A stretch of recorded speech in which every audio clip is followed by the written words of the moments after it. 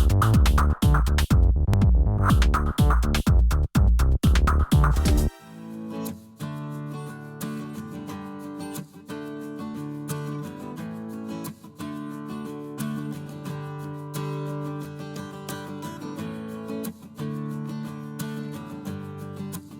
두 번째 세션의 진행을 맡은 중소기업연구원의 이준호 명예위원입니다. 연호 박사님께 먼저 토론을 부탁드리고, 그 다음에 이원석 수석 연구원님께 부탁을 드리고, 마지막으로 중소기업연구원의 홍순철 박사님께 부탁을 드리겠습니다. 문 박사님이나 강 박사님이 말씀해 주신 것 다 잘 들었고, 저도 거의 모든 내용에 공감을 합니다. 그리고 제가 이 토론한 내용 거의 그 요약 정도가 될 텐데요. 첫 번째로 바이든 정부 같은 경우에는 트럼프 행정부의 그런 강경한 대중 정책으로부터 자유로울 수가 없다, 저는 이렇게 생각을 합니다. 그래서 그 이유를 보면 대내적이나 대외적으로 지금 반중 정서가 굉장히 고조되어 있는 상태에서 바이든 정부가 들어서서 뭐 이것을 유화적으로 펼친다든지 그렇게 할 수 있는 상황이 지금 아니다, 그렇게 생각이 들고, 그런 와중에 사실은 트럼프가 퇴임 전까지 더 강력한 대중 정책들을 쏟아낼 수 있는 가능성도 있다.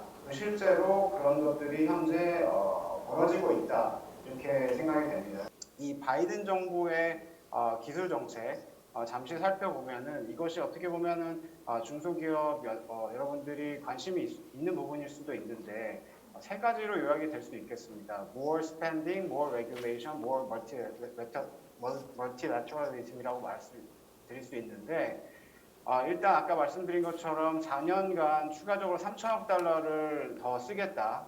현재 사실은 트럼프 정부에서는 좀 투자가 미비했던 측면이 있습니다. 현재 페더럴 R&D 수준을 보면은.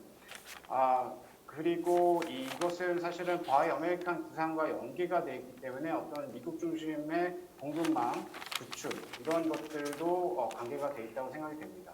more regulation 같은 경우에는 이제 반독점 정책이라든지 개인정보 보호 강화, 그다음에 아까 문 박사님이 이제 세금 말씀하셨는데, 사실 메이드 인 아메리카 텍스 크레딧이라고 해서 이제 이 테크 기업들에게는 어떤 크레딧을 10% 주겠다, 이런 것이 이제 되면은 어떻게 보면 또 세금상에 유리한 측면이 있다. 미국 진출에 어떻게 보면은 좀 유인이 될 수 있다고도 생각이 됩니다. 그리고 이제 불법적인 온라인 활동이나 이제 디지털 IP 같은 경우에는 확실하게 이제 대응을 하겠다고 했기 때문에 이런 분야에서는 중국과 계속 마찰이 있을 것 같습니다. 그리고 이제 다자주의 관련돼서는 이민자 정책이 아무래도 이제 좀 더 트럼프 정부보다는 개방된 정책으로 스팸 관련해서요. 그리고 이 가치와 연계된 다자주의, 그러니까 본인들이 중요시 생각하는 뭐 디지털 빈부 격차라든지 클린 에너지라든지 이런 것들과 관련돼서는 중점적으로 다자주의 또 기술 정책을 펼겠다, 이런 생각이 들고요. 금융 제재도 확대될 수가 있는데 이 대선 이후에도 트럼프 정부가 계속 지속적으로 이 리스트를 확대한다든지 SDN 금융 제재 리스트에 추가를 한다든지 그런 조치들이 11월, 12월에 계속 연달아 나오고 있습니다. 그렇기 때문에 우리 기업들 입장에서는 이런 미국의 제재, 강력한 의지, 이런 것들을 좀 유의할 필요가 있지 않나, 이런 생각이 듭니다. 우선 이제 문 박사님 말씀해주신 내용대로 정말 바이든 이제 대통령의 이제 차기 대통령의 취임이 어떻게 보면 또 다른 거대한 불확실성의 시작이라고 하셨는데, 이제 그 말씀에 많이 동의를 합니다. 바이든 당선인은 지금까지 많이 이제 언론에 보도된 것처럼 이제 미국의 지금 국내 문제가 우선이고, 코로나 대응을 포함해서 또 산업 전반의 어떤 부흥을 위해서 만족할 만한 수준의 투자가 이루어지기 전까지는 이제 새로운 무역 협정을 추진하지 않는 등의 어떤 제한된 이제 통상 정책을 초반에는 취할 걸로 예상이 되는데, 문제는 이제 지금 전 세계 통상 환경이 돌아가는 것이 그렇게 미국이 국내 문제를 다 해결하고 돌아올 때까지 한가하게 기다려줄 만한 그런 통상 환경이 아니라는 데 있습니다. 그래서 미국의 국내 정책을 추진한다 하더라도 그게 또 어떤 차원에서든 간에 통상 환경과 영향을 주고받지 않을 수가 없고요. 이제 오늘 이 행사가 이제 중소기업 연구원에서 주최하신 행사다 보니까 이제 중소기업 차원에서 참 우리가 할 수 있는 게 참 생각보다는 많지 않아서 좀 안타까운 마음인데, 일단 제가 무역협회에서 근무를 하면서 기업분들 많이 만나보고 대화를 해보면 참 이게 통상 문제에 대해서는 어떻게 보면 이제 우리 정부가 해결을 해주셔야 되는 것도 물론 있는 것 같지만 아무래도 기업 내에 여건이 좀 허락되는 기업이라면 이제 통상 담당 어떤 직원이나 부서를 좀 지정을 해서 좀 오래 시간 텀을 두고 이제 재직을 하게 한다든지 아니면 또 저희 같은 기관들이 또 어떤 중소기업들이 일일이 하지 못하는 것들을 잘 챙겨서 정보를 제공하고 좀 도와드리는 역할들도 앞으로 좀 더 강화해야 되지 않겠나라고 생각을 하게 됐습니다. 네. 저는 좀 관점을 그러니까 문 박사님께서는 약간 어떤 기조적이고 좀 어떤 장기적인 관점에서 주로 이제 말씀 주셨다면 저는 좀 또 단기적인 현안적인 관점에서 조금 접근해 보자면 우리 중소기업 같은 경우 어떤 대응적인 차원에서 보자면은 어떤 단기하고 장기로 좀 나누어서 대응을 하지 않을까 싶습니다.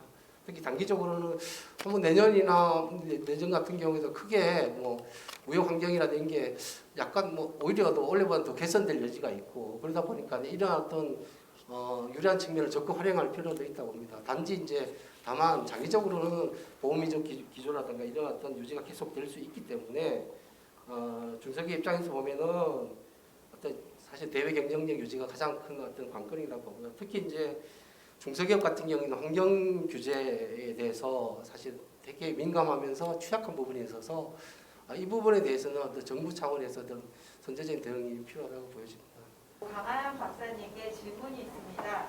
플랫폼 기업의 독점에 대한 규제나 데이터셋 도입 등은 다자간 무역 협정에서 어떻게 다루어지고 있을까요?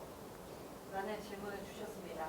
지금 사실은 최근에 이슈들은 대부분 EU 차원에서 진행이 되었던 일부 플랫폼 기업들에게 세금을 부과하는 이런 정책들이었고 이와 관련해서 미국이 상당히 이제 뭐라 그럴까요? 반감을 표하는 뭐 이런 형태로 진행이 되었고요.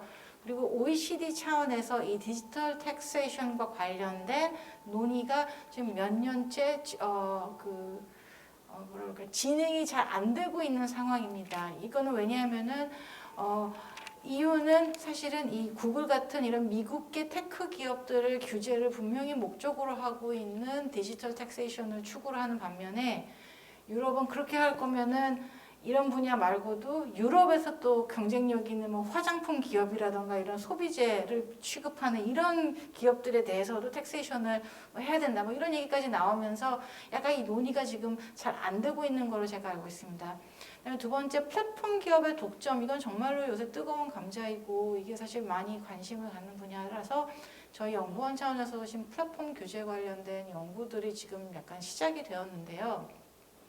이 분야는 결국은 공정 경쟁 정책의 문제, 경쟁 정책의 문제이거든요. 근데 이 또한 무역협정 차원에서 다루기는 약간은 좀 어렵습니다. 이게 그래서 아직까지는 이게 국가 간의 어떤 플랫폼 기업의 어떤 그런 반독점적 행위라던가 이런 반시장적 행위를 규제하는 논의까지 가는 데는 너무나도 많은 시간이 걸릴 것 같고 아직은 그 논의가 미국 내에서 그래서 최근에 미국에서는 구글과 애플에게 각각 그 소송을 시작을 했죠. 반독점 관련하여 그러한 논의를 아마 국내에서 되게 민감하게 반응을 한 것 같습니다. 왜냐하면 우리나라에서도 특정 플랫폼 기업들의 어떻게 보면은 그 과도한 그 시장 지배력에 대한 문제 제기가 있다 보니까 그렇지만 이거는 약간은 아직은 그 무역 협정 또는 통상이라는 맥락에서 다뤄지는 주제는 아닌 것 같습니다. 끝으로 문정철 박사님께 코멘트 부탁드리겠는데요. 네.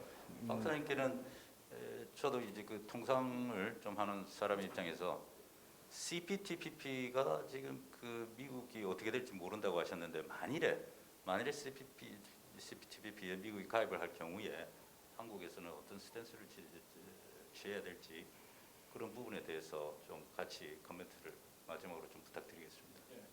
일단 우리가 알셉에 서명을 해서 참여를 했기 때문에 CPTPP도 참여를 하는 쪽이 맞다고 봅니다.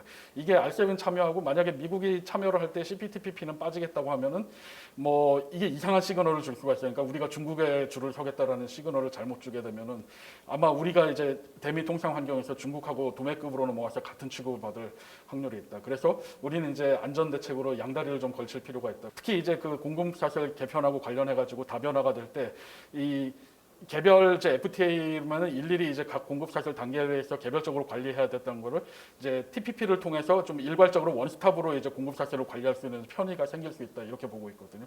그래서 이제 TPP 가입을 우리가 좀 적극적으로 미국이 들어가기 전에 이제 그 먼저 가입해야 되고 그럴 필요가 있고 또한 이제 TPP 회원국들도 우리의 가입을 이제 환영할 거다라고 이렇게 보고 있습니다.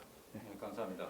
플로어에 질문이 있습니다. 시간상 박성창 교수님 죄송합니다. 이렇게 진행을 위해서 박성창 교수님께 먼저 해서 아주 간단하게 좀 부탁드리겠습니다.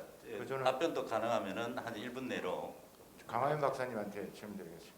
그 알셉에서도 우리가 한중 FTA보다 훨씬 더 우리가 디지털 무역에 대한 부분에서는 어떻게 보면 업그레이드된 거라고 볼 수 있습니다. 지금 뭐 개인정보보라든지 국경 간 정보 이전이 있는데 많은 분들이 이제 중국이 들어간 알셉이기 때문에 한중 FTA가 이미 진행되는데 알셉이 무슨 의미가 있느냐 뭐 이런 말씀도 하시는데 이 디지털 무역 관점에서 분명히 한중 FTA보다는 업그레이드. 그러니까 한중 FTA에서는 이커머스 내용이 있지만 사실 그냥 잘해보자라는 뭐 서제스천 정도밖에 안 되기 때문에 이 부분에서 분명히 있을 거라는 생각이 이게 대해서 의견을 좀 여쭤보고 싶고 마지막 하나는 지금 중국이 그러니까 전반적인 부분에서 알셉이 지금 더 많이 할 수 있었지만 중국의 반대에 의해서 디지털 무역이 그래도 많이 원래 예상했던 것보다 많이 좀 낮아졌다라고 말씀하셨습니다. 그러면 중국이 향후 CPTPP에 참여 가능성 그런 부분에서 어떻게 될 거라고 보시는지. 네, 감사합니다. 1분 안에 하겠습니다.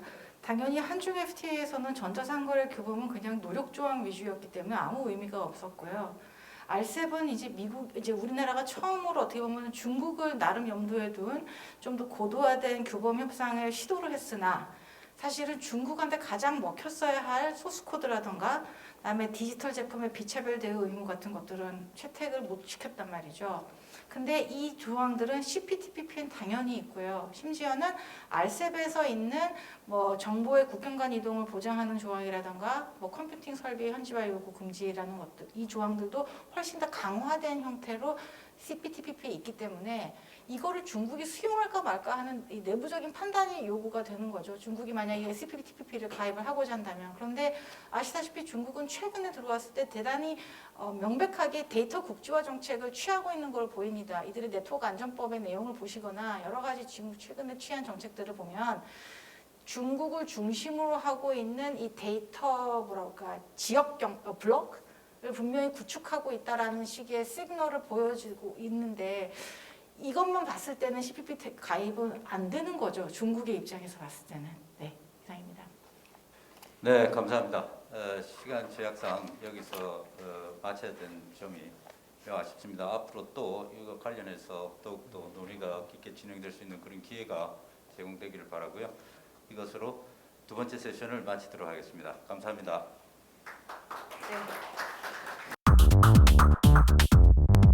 네.